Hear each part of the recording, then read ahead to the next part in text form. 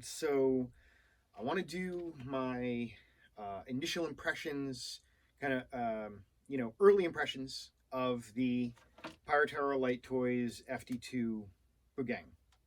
I've had them for 5 days, and just want to kind of go through and, a lot of people have been asking me, hey, how are they?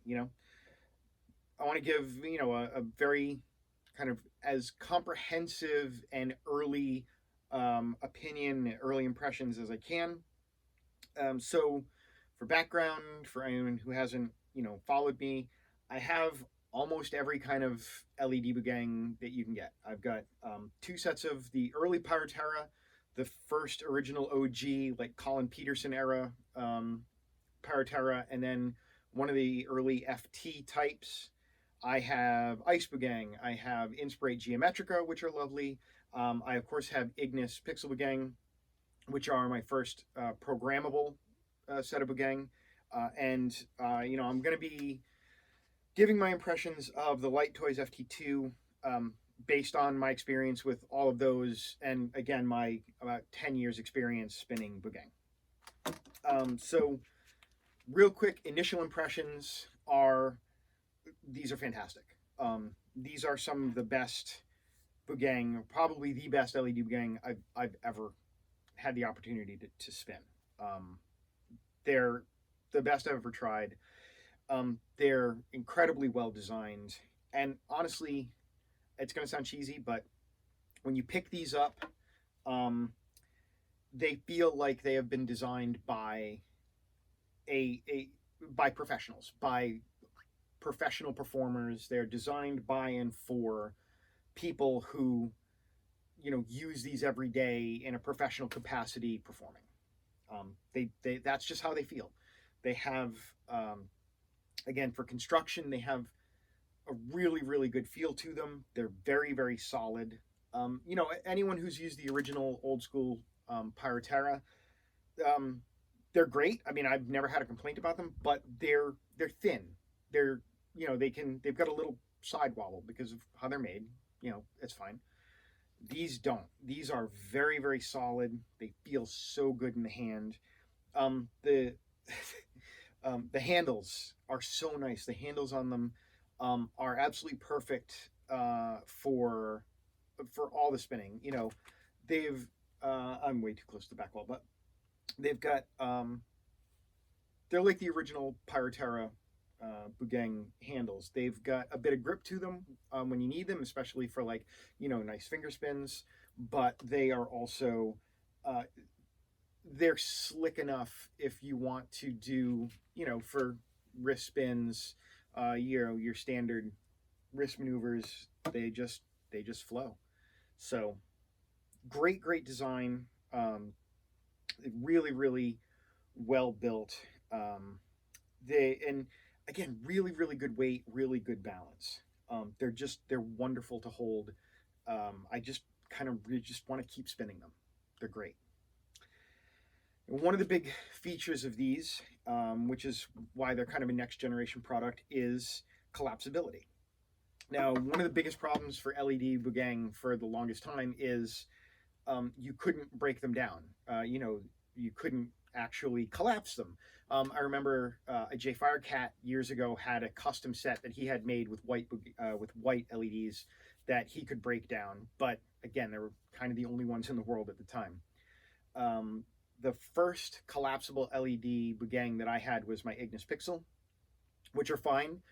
I am going to do a complete comparison between the Ignis Pixel and the FT2.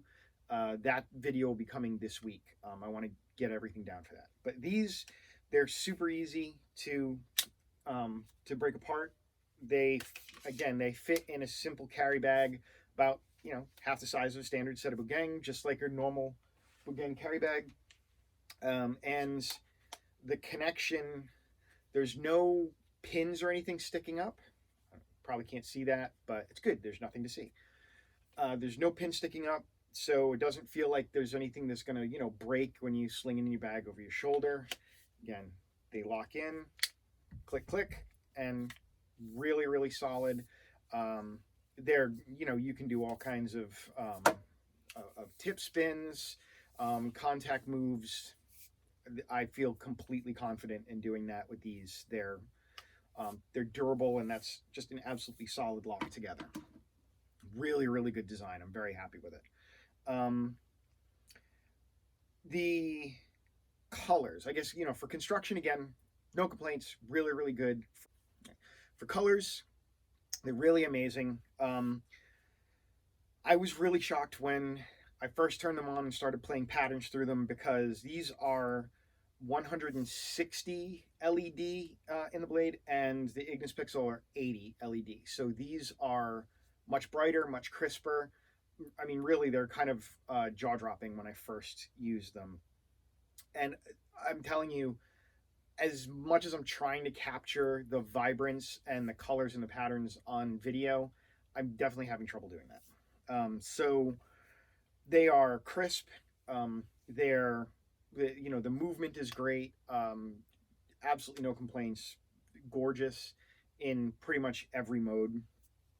And another nice thing that you can do from the remote or from the software, from the LT Composer software, which I'll talk about, is unlike my Ignis Buugeng, the patterns that are in there, either the patterns that you load in from the FT software, or the patterns that are built into the Buugeng that you can access with the remote, you can change the colors. So if you have a pattern that's like mostly blue, it's a really cool pattern, it's doing what you want it to do, and it's mostly blue, but your song, your choreography, your vibe, whatever, you want it to be red, or you want it to be like more purple, you can just do that. You can hit the button, the red button, and boom, your pattern goes mostly red. You can color shift a lot of the patterns that are in there. I've never seen that before. It's really, really awesome. It allows for a lot of mixing around of patterns, a lot of opportunity.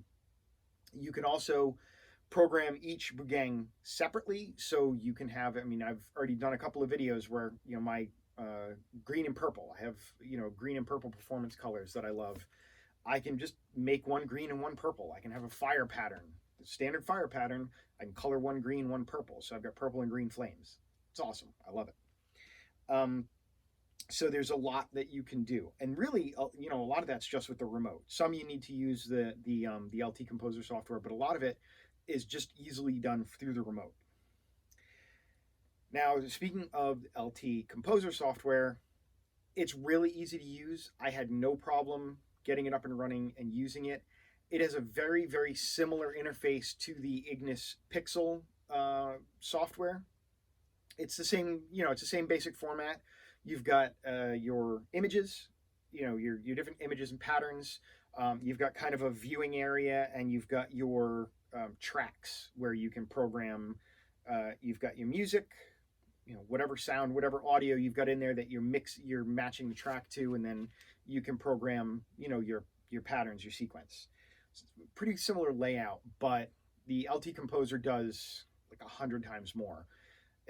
You can get into like really, really fine minutia of how many times the pattern plays. If you want a spiral pattern to just go 3 times in this one section of song, you can just say, okay, put it in that section of song, and then you can program it to do 3 times.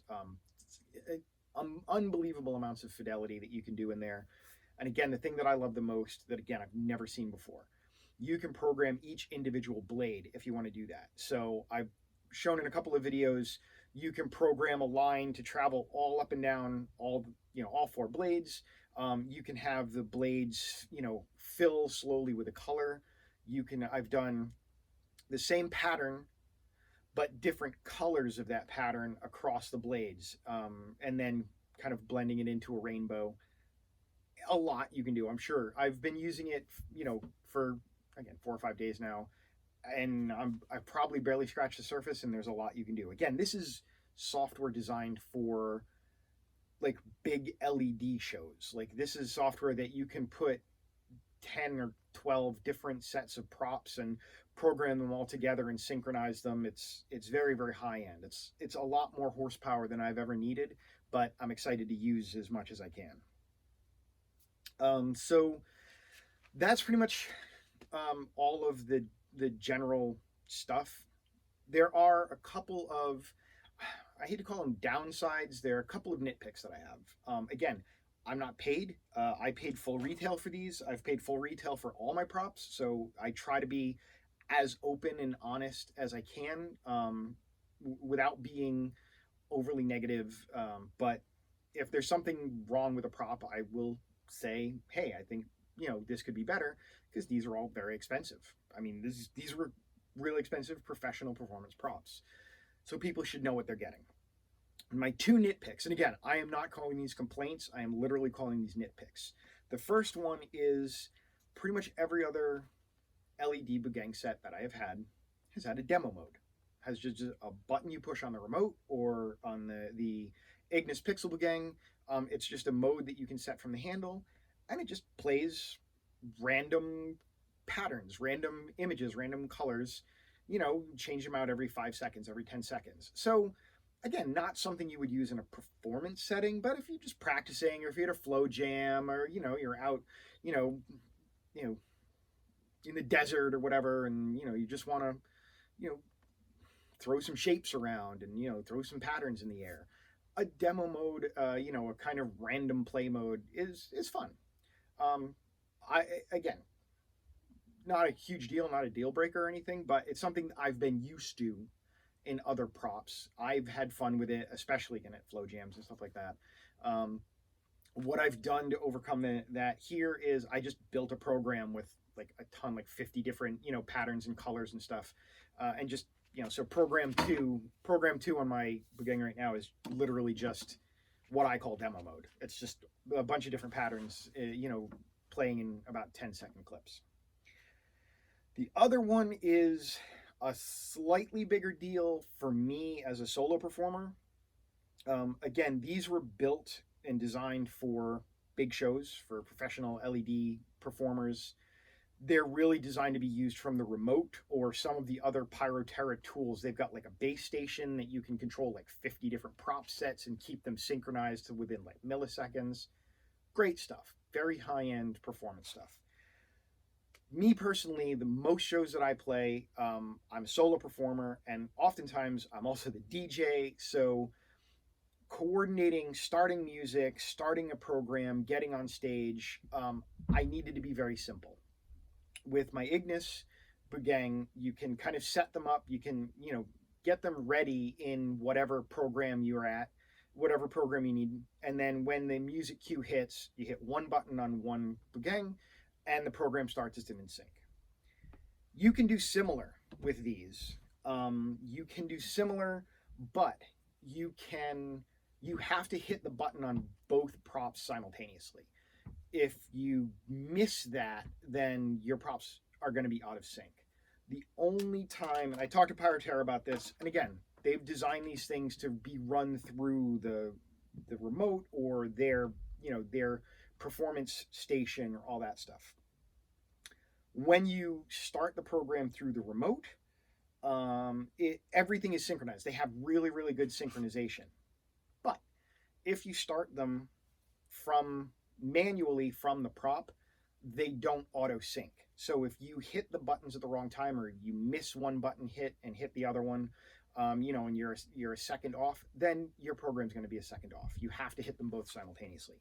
Not a deal breaker, and there are things you can do. You can put in a 10-second lead, so you can hit it. One of the things that I'm playing around with is you put in like a 10-second lead where there's nothing happening on the Buugeng, and then you can start them with the remote as you start the music and get out onto stage, and at 10 seconds, when the first music cue hits, however you get it programmed, everything works and everything's in sync. But again, this is something I've been used to with the Ignis Pixel Buugeng, where just one button push, boom, your whole show starts. This, got to synchronize it. Hit them both at the same time. That'll kind of change how I'm starting, like what pattern I'm starting in and everything. I have to make sure that, my Buugeng are both held in such a way where I can hit the button with my thumb both simultaneously at the same time, so everything starts. So again, not a huge deal at all, not a complaint, more of a nitpick. And I'm sure as I use them more, I will find better ways, better workarounds than doing the manual start. Again, I'm already playing around with ways to start the music and start the program using the remote before I get out on stage, so that things are cued correctly. So that's those are the kind of the big things. These are professional. These are very, very high end professional props. They're expensive, like very high end professional props. I would say, I mean, if you love Buugeng and you can afford a set of these, buy a set of these. I mean, these are amazing. Like, these are really amazing. But if you don't have a need for a high end professional grade prop, if you're not going out and doing paid shows, if you're not going out and trying to book like corporate gigs where you can put a logo on or something, I haven't played with that yet. I'm not sure how kind of like the painting logos would work on the curved blade. Doesn't work well on the ignis, but I was going to try that with these. If you have a need for that, then these are the best you're going to get. I've never ever seen their equal. If you can afford them and you just want a really, really nice set of Buugeng, get these. I mean, these are great for, playing around. These are great for pretty much anything you want to do, but they're very high end, professional grade tools. And yeah, I mean, it's that would be my recommendation. If you can afford them, grab them because they're awesome. But if you don't have a need for this much horsepower, if you don't have a need for a highly, like a high-end professional set, there's a lot of other sets out there. The inspirates, I still love my inspirates. Those are great. They're they're not programmable, but they're pretty. They spin well. Ignis Pixel is kind of in the same bucket as Light Toys. I would say if between the two, definitely go for the Light Toys. They're a bit more expensive, but it's not hundreds of dollars. It's $100 or $150. I don't know exactly what, but these are more expensive than the Ignis, but I would consider these more a next gen Pixel Buugeng product. The Ignis Pixel has been out for almost 3 years now, and these have been in development for pretty much all that time. So these are going to be, pretty much a better prop in almost all categories because they've had an extra 3 years development time beyond what the Ignis folks did. And again, Ignis were, one of the first out the door with a collapsible, programmable LED Buugeng. I still love them. I mean, they're right there. They're just off camera. I still love them. I'll pull them out. I'll give them some love. Use my Ignis. You can see, I mean, you can see how I've used them. I mean, the handles are, they're durable handles, but I use the hell out of them. They're still great. But if you're looking for a high-end performance prop and you've got the money, I'm going to say go with the Pyroterra. Because again, they're next generation. It's PS4 versus PS5 at this point. But maybe the Ignis folks are developing their next gen thing. So they're still good props. No complaints at all. I've had no complaints in the 2.5 years I've had mine. But now these are my new shinies, and I love them. And may keep them under my pillow. I don't know. No. If you have any questions on anything, again, feel free to ping me on social media, Buugeng and S-Staff Lab, Insta, YouTube. This will be on YouTube, and I'm happy to answer. But they're great. I love them. Hopefully this helps folks make some purchasing decisions. Because again, they're expensive props, so I want to make sure that everybody's got the information.